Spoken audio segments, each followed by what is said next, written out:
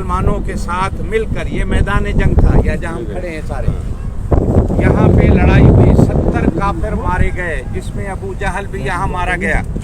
70 جو مارے گئے ان کی لاشیں وہ جہاں پتھر پڑے ہیں، یہ کنواں تھا گندا، نبی پاک صلی اللہ علیہ وسلم نے ان کی لاشیں اس کنویں میں پھینکوا دی۔ مسلمان جو شہید ہوئے وہ 14 کے قریب تھے۔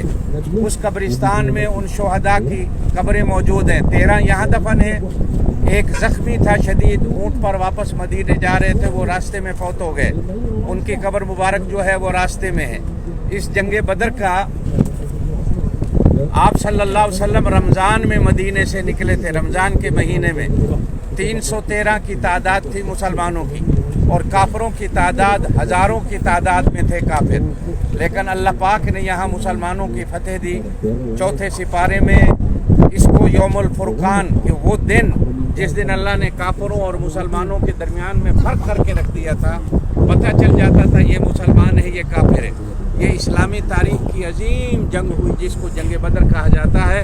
خود نبی پاک صلی اللہ علیہ وسلم کا اس مسجد کی جگہ پہ خیمہ بنایا گیا تھا، حضور صلی اللہ علیہ وسلم اس خیمے کے نیچے تشریف فرما ہوئے، ساری رات حضور پاک صلی اللہ علیہ وسلم نے اللہ سے مدد کی دعا مانگی سجدے میں پڑھ کے، حتیٰ کہ آپ اتنے رو رہے تھے کہ حضرت ابوبکر صدیق نے آ کر کندھوں کو ہاتھ لگا کر کہا یا رسول اللہ بس کر دیں، اللہ آپ کی مدد ضرور کرے گا۔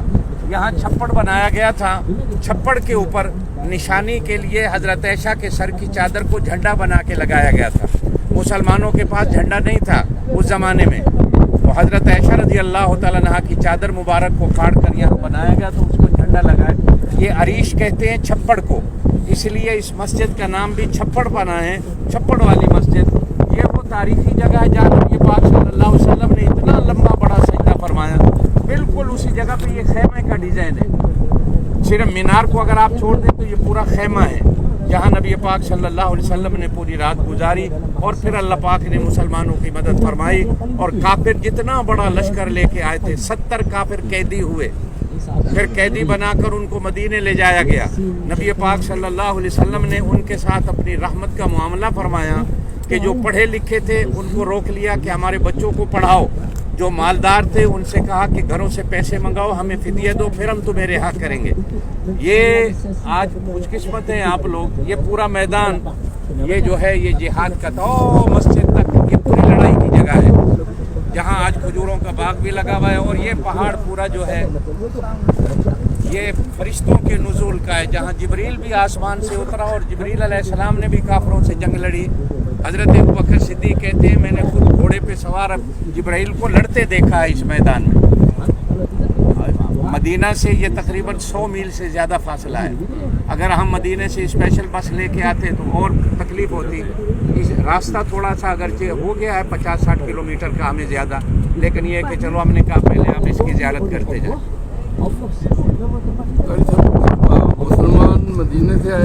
مسلمان مدینے سے آئے تھے، کافر مکے سے آئے تھے۔ اصل جنگ کا جو باعث بنا تھا وہ یہ تھا کہ نبی پاک صلی اللہ علیہ وسلم کو خبر ملی کہ مکے کے کافر لوگ اپنا پورا مال جمع کر کے ملک شام گئے ہیں، سیریا میں، وہاں سے اسلحہ لے کے آ رہے ہیں، وہاں سے بہت بڑا مال و دولت لے کے آ رہے ہیں ہمیں مارنے کے لیے اسلحہ۔ تو نبی پاک صلی اللہ علیہ وسلم نے سوچا کہ راستے میں جا کر ان کو روکتے ہیں اور ان سے اسلحہ چھینتے ہیں۔ لڑائی کا ارادہ نہیں تھا، لیکن کافروں نے چالاکی کیا کی کہ انہوں نے گھوڑوں پہ 2 بندے مکے دوڑائے کہ جا کر کہو کہ مسلمانوں نے ہمیں گھیر لیا ہے۔ پھر مکے سے لشکر نکلا ابو جہل لے کر، ادھر سے ابو سفیان آئے تھے ملک شام کی طرف سے، مکے سے ابو جہل آیا لشکر لے کر ہزاروں کی تعداد میں۔ تو اس میدان میں آ کر آپس میں اب حضور صلی اللہ علیہ وسلم نے صحابہ سے مشورہ کیا کہ ہم تو لڑنے آئے نہیں تھے، ہم تو صرف وہ ایک مال ان کا لوٹنے آئے تھے، لیکن اب لڑائی ہو گئی کیا کریں؟ تو صحابہ نے کہا یا رسول اللہ لڑتے ہیں۔